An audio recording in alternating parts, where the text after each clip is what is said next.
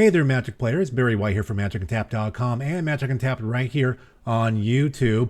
If you've been seeing contemporary Magic sets over the last few years, you've noticed that they come typically with Commander decks paired with them. But there's a couple of sets that have come out recently, Spider-Man and Avatar, of course, both of those universes beyond. And as we know, The Hobbit, which comes out in August, also will not be having Commander decks tied in with them. And the question is, well, why do some sets get Commander decks and others don't? Well, here's what Principal Head Designer Gavin Verhey had to say about that when he was asked. Yeah, well, I'll start with one of the tricky things is just that we work so far ahead of time. Sometimes we make a decision and the train is moving down the track, and before something even happens, we're like, well, wish we had done something differently there, right?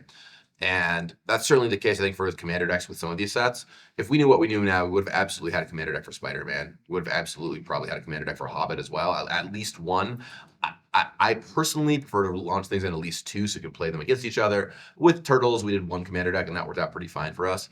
But kind of what we're seeing is the appetite for Commander decks is gigantic. People love Commander decks. It's so funny. We were getting a lot of feedback from people. This is just a great microcosm of how our process works. We were getting a lot of feedback from people at one point about how many Commander decks we were making. And so I did a lot of work and I talked to a lot of people, and we scaled back from doing like 4 Commander decks with every set to doing 2 sometimes and 0 other times. And I was trying to address this feedback. And in the interim time between hearing that feedback and implementing it and the sets finally coming out, by the time we got to the sets that only had 2 Commander decks, we started hearing a lot of feedback of like, why are there only 2 for this set? I love buying all 4. That was awesome. Like, where all the content creators were like, but we have our gameplay show now where we like play all 4 of the precons every time. So that's a very, very funny thing. But I think it just really goes to show like how heavy the appetite is as Commander continues to grow. When you talk to game stores, they basically can't keep a lot of Commander decks on shelves. There's always flying off the shelves of anything, even backlist ones that players didn't love at the time as much are going. So the appetite is super high for Commander decks, and you're seeing some sets with Adam right now. But we're always evaluating that strategy and adjusting.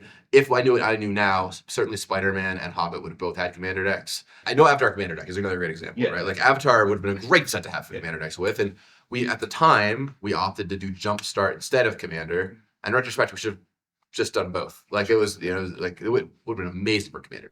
Now, to piggyback off that answer, somebody also asked whether or not the amount of legendary creatures in the base set of any specific set matters as far as to whether or not a set would get 1, 2, or more Commander decks. And this is what Gavin said about that.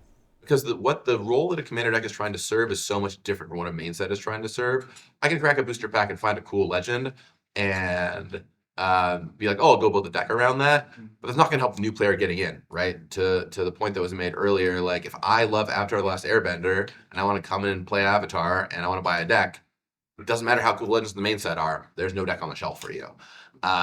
So it does it changes our approach a little bit, how many legends are in the set, because it might change like what kind of cards we make, what our themes are, how many legends we need to have covered in the set. But it doesn't make a huge difference. With Universes Beyond, as you are seeing, there are a ton of legends in these sets because we have to cover all the characters players want to play with. But also, a lot of the legends in those sets are not really targeted at Commander. They could ostensibly be your Commanders, but the uncommon, legendary, whatever, the limited uncommon legendary black creatures are not like generally going to be the top of your Commander decks. I'm sure if you look online, someone has built it, right? But they're not the thing you're looking for. So really, when you look at the rares and mythics of a set where a lot of the legends folks want to build tend to lie, there's always a decent amount of them, basically in all sets these days, Magic Worlds and Universes Beyond, but they don't replace Commander decks. No. So what are your thoughts on whether or not a set comes bundled with Commander products that you can purchase? Do you like it? Do you care? Let us know in the comments section below. Thank you very much for watching this video. Please hit that like and subscribe button, and we'll see you on the next one.